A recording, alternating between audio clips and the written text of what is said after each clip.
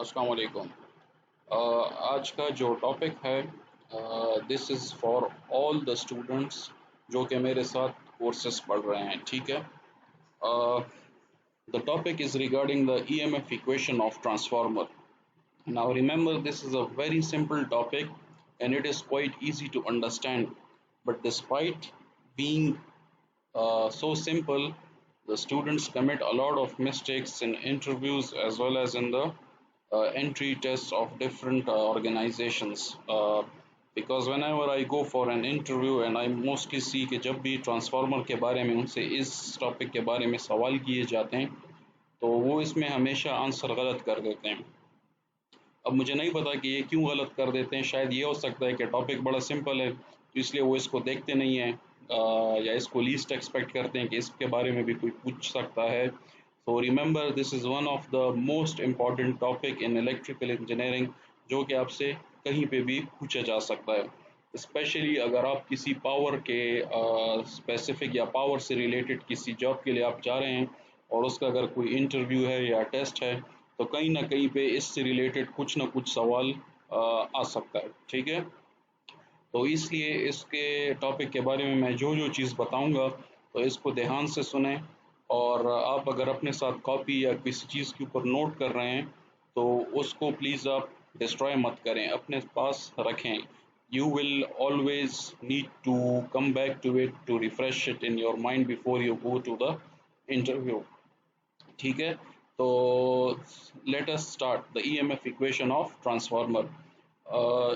आप पेपर में भी अगर आप लेट अस से कि अगर आप पेपर में भी ये सवाल आ जाता है तो आप ट्रांसफार्मर को या अपने टाइम को बचाने के लिए आप पूरा वर्ड ट्रांसफार्मर लिखने की बजाय आप टी स्लैश एफ लिख सकते हैं, जिस तरह मैंने ये ऊपर लिखा हुआ है, T slash F. So this is the short form for the transformer. But make sure, यहाँ पे तो हमें क्लास में अंडरस्टूड है कि हम टी स्लैश एफ जो है ट्रांसफार्मर के लिए इस्तेमाल कर रहे हैं। बट अदर देन दिस, अगर आप इसको कहीं भी और जगह पे यूज़ कर रहे हैं तो टी स्लैश एफ लिखने से पहले एक मरतबा ज़रूर उस जगह पे लिख लें कि टी स्लैश एफ आप ट्रांसफार्मर के लिए एज अ शॉर्ट फॉर्म इस्तेमाल करेंगे। ठीक हो गया। Now come let us come back to the topic. ये देखें, इस डायग्राम की तरफ ज़रा देखें। अज्यूम करें कि ये मेरे पास एक ट्रांसफार्मर का कोर है, ठीक है। इसके लेफ्ट हैंड साइड पे प्राइमरी कॉइल्स हैं और राइट हैंड साइड पे सेकेंडरी कॉइल्स हैं। Now the primary side has been energized with some AC supply having frequency F and voltage V1। Now as you know कि जब भी आपकी sinusoidal wave form आप जो है इसमें जो है अगर आप प्रोवाइड करेंगे इस तरह की जिसमें कोई टर्न्स हों या कॉइल्स हों तो आपके पास हमेशा एक ईएमएफ इंड्यूस होगा, जो कि आपको पता है, ठीक है। क्योंकि because we know that as per Faraday law आपके पास चेंज ऑफ फ्लक्स की वजह से हमेशा एक ईएमएफ इंड्यूस होगा। अब सबसे पहले हम ये देखते हैं कि इसमें ये ईएमएफ इंड्यूस होगा कैसे। So from a very simple concept, you know कि जब भी आप इसके कोर में आप कोई भी करंट अप्लाई करेंगे, but make sure that this is AC current, ठीक है। The transformer will never never never work for DC supply. Let me recall it again, transformer will never work for DC supply। ठीक हो गया, इसको याद रखिए। क्योंकि मैं अब भी जब भी इंटरव्यू में ये सवाल पूछता हूँ या किसी वाइवा में ये सवाल पूछता हूँ तो लड़के अब भी मुझे बताते हैं कि डीसी में ट्रांसफार्मर काम करता है। तो मैं एक मरतबा दोबारा बता देता हूँ, transformer will never work for DC supply. ये आपको बिल्कुल बाय हार्ट याद होना चाहिए। अगर कोई भी सवाल आता है और उसमें डीसी सप्लाई ट्रांसफार्मर के साथ लगी होगी, so remember the output will be zero. Why? Because इसमें फ्लक्स चेंज नहीं हो रहा होता या करंट चेंज नहीं हो रहा होता, तो इसकी वजह से सेकेंडरी कॉइल में कोई भी चीज़ रिड्यूस नहीं होती। Now so if you provide AC supply to the primary of the transformer, so you know कि इसमें एक फ्लक्स इंड्यूस होगा जो कि इसमें मूव करेगा। इस चेंज ऑफ फ्लक्स की वजह से सेकेंडरी कॉइल में आपके पास भी ईएमएफ इंड्यूस होगा। So the EMF induced in the primary I denote it with E1, and the EMF produced in the secondary I will denote it with E2. Now N1 denotes the number of turns in the primary and N2 denotes the number of coils in the secondary. ये जो आपको ऊपर phi नजर आ रहा है, this is for the flux, और ये I1 जो है, this is the current that is flowing through it. ठीक है। नाउ सिंस जो हमने जो करंट अप्लाई किया हुआ है, दिस इज साइनोसाइडल, तो जब करंट साइनोसाइडल है तो फ्लक्स भी हमारे पास साइनोसाइडल ही होगा। तो दैट इज टू से अगर किसी भी पॉइंट पे हम फ्लक्स फाइंड आउट करना चाहते हैं, so phi is equal to flux is equal to maximum of the flux into sine omega T. Omega is 2 pi F, ठीक है, और टी इज द टाइम। ये इसका ग्राफिकल फॉर्म है कि किसी भी आपको सिर्फ एक डेमोन्स्ट्रेट करने के लिए कि ओमेगा टी को अगर हम एक्स एक्सिस पे प्लॉट कर लें तो हमारे पास जो फ्लक्स होगा वो भी एक साइनोसाइडल शेप में आएगा। Phi M denotes the maximum flux. Now as I described above कि because of that since Faraday law states कि that change of flux induces EMF, ठीक है, लेकिन हम इसको टेक्निकली रेट ऑफ चेंज कहते हैं। क्यों? क्योंकि ये टाइम के साथ चेंज होता है। तो मैथमेटिकली फैराडे लॉ को हम कैसे लिखते हैं? E is equal to minus N D phi by D T, where N is the number of turns, ठीक है। Minus is because of Lenz law showing direction. Now at the moment हम जब भी इस इक्वेशन को आगे use करेंगे तो आप माइनस डालते जाएं, बट माइनस साइन के ऊपर फोकस मत करें। ये मैं आपको आखिर में बताऊंगा कि इस माइनस साइन के साथ हमने क्या करना है, ठीक है। तो मैंने यहाँ पे लिखा भी है, we are not concerned about the direction. सो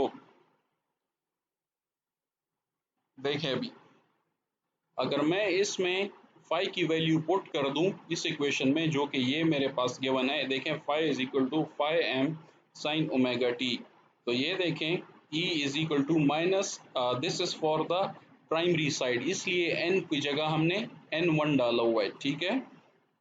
हम ये इक्वेशन प्राइमरी साइड के लिए निकाल रहे हैं तो इसलिए मैंने n में n1 डाला हुआ है। Rest the equation remains the same, लेकिन सिर्फ आपने फाई की वैल्यू पुट कर देनी है। So the equation becomes minus n1 D by D T into phi M sine omega T. अब हमें पता है कि जब भी आप साइन टी का, जब भी आप डी बाई डी टी के इसको डिफ्रेंशिएट करेंगे, so you get cos T. But since यहाँ पे सिर्फ t है, लेकिन यहाँ पे आपके पास ओमेगा भी है, सो दैट इज टू से कि सिंस ओमेगा इज कांस्टेंट, तो आपके पास ये इक्वेशन चेंज हो जाएगी इस फॉर्म में, minus n1 phi M cos omega T into omega. अगर किसी को डिफरेंशियल में मसला है तो आप ज़रा इंटरनेट पे सर्च कर लें कि डी साइन टी का जब भी, या साइन फाई का जब भी आप डिफरेंशिएट करते हैं, डिफरेंशियल लेते हैं, तो आपके पास उसका ज़रा चार्ट देख लें तो आपको ऑटोमेटिकली पता चल जाएगा। ठीक हो गया? So coming back to the equation again, what do I get? I get, इसको सिंप्लीफाई कर देते हैं, minus n1 phi M omega cos omega T. Now remember कि हम ज़्यादातर कोशिश करते हैं कि हमारे पास ये इक्वेशन साइन के फॉर्म में आए, कॉस को हम प्रेफर नहीं करते, तो कॉस को कन्वर्ट करते हैं साइन में। सो जब भी आप कॉस को साइन में कन्वर्ट करेंगे तो आपने 90 डिग्रीज को ऐड कर देना है, ठीक है। So the equation becomes cos omega T is equal to sine 90 minus omega T. ये देखें, ये कॉस को जब मैंने साइन में चेंज किया हुआ है तो आपने ये राइट साइड पे देखें, मैंने रेफरेंस आपके लिए लिख दिया, you always have to put this value. So my equation becomes minus n1 phi M omega sine 90 minus omega T. अब हमने माइनस को हटाना है जो कि हमारे पास लेफ्ट हैंड साइड पे, तो जब इसको आप अंदर मल्टीप्लाई करेंगे, so what will we get? n1 phi M omega sine omega T minus 90। ठीक हो गया? दिस 90 इज इन डिग्रीज, इसको जरा करेक्ट कर लें, this is in degrees, minus 90 degrees. अब देखें, लेट अस से कि हम आरएमएस वैल्यू इस इक्वेशन की कैलकुलेट करते हैं, तो देखें जब भी हमारे पास साइन की वैल्यू आएगी, ठीक है, तो दैट मीन्स कि ये इक्वेशन फ्लक्चुएट करता रहेगा in the form of a sinusoidal wave form. ये देखें, ऊपर देखें, it will be something like this, because कि जब भी आप साइन का हमें पता है कि उसका ग्राफ ऐसा ही बनता है, इस साइनोसाइडल वेव फॉर्म में बनता है। अब हम क्या करते हैं कि जब भी हमने मैक्सिमम वैल्यू कैलकुलेट करनी होती है तो आपने साइन को एलिमिनेट कर देना होता है, ठीक है। तो जब साइन को हम यहाँ से एलिमिनेट करते हैं तो हमारे पास क्या इक्वेशन बच जाएगी? n1 फाइव एम ओमेगा, और जब RMS कैलकुलेट करेंगे तो इसको हम √2 पे डिवाइड कर देंगे। जब इस इक्वेशन को आप सिंप्लीफाई कर देंगे, what do you get? 0.707 n1 5m, और ओमेगा की जगह 2πf हम डाल देते हैं। ये राइट हैंड साइड पे मैंने अगेन आपके लिए रेफरेंस लिख दिया है। सो यू गेट, जब इसको आप आगे सिंप्लीफाई कर लेंगे, so you get 4.44 n1 5mf। अब ये हमारे पास प्राइमरी के लिए ये इक्वेशन आ गई है। अब देखें हम क्या करते हैं कि इसी इक्वेशन को हम डिराइव करते हैं for the secondary of the transformer. तो देखें, लॉजिकली सोचें कि यहाँ पे सारी चीज़ें एक ही जैसी हैं, फ़र्क सिर्फ किस में? E2 में फ़र्क है और N2 में फ़र्क है। Like N2 what does it mean? कि number of turns on the secondary, बाकी सारी चीज़ें तो सेम ही हैं।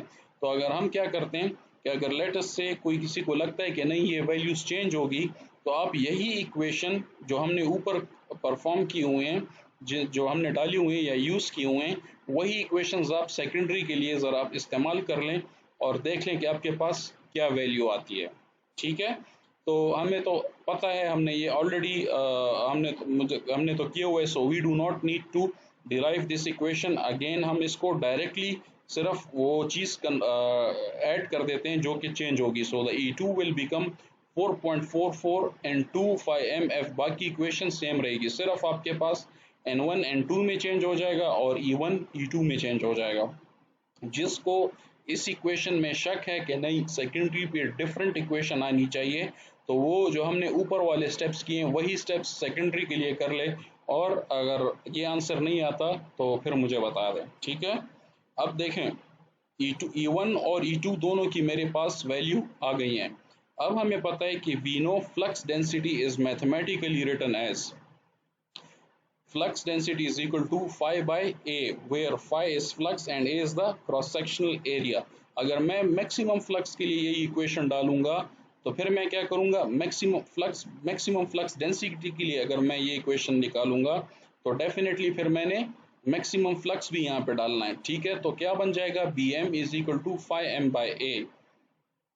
अब देखें मैं क्या करता हूँ कि यहाँ पे जो इक्वेशन नंबर 1 है मेरे पास, यहाँ पे देखें मेरे पास maximum flux phi M available है। तो मैं इस इक्वेशन को चेंज कर देता हूँ, लाइक दैट इज टू से कि ए को बी एम के साथ मल्टीप्लाई कर देता हूँ, तो मेरे पास फाई एम की वैल्यू आ जाती है। इस इक्वेशन को आप putting this value for E1 में पुट करें तो आपके पास ये इक्वेशन बन जाएगी। E1 is equal to 4.44 N1 BMAF। अब नाउ रिमेंबर कि आपको ये भी सोचना है कि ए ट्रांसफार्मर के लिए क्या हम लेंगे।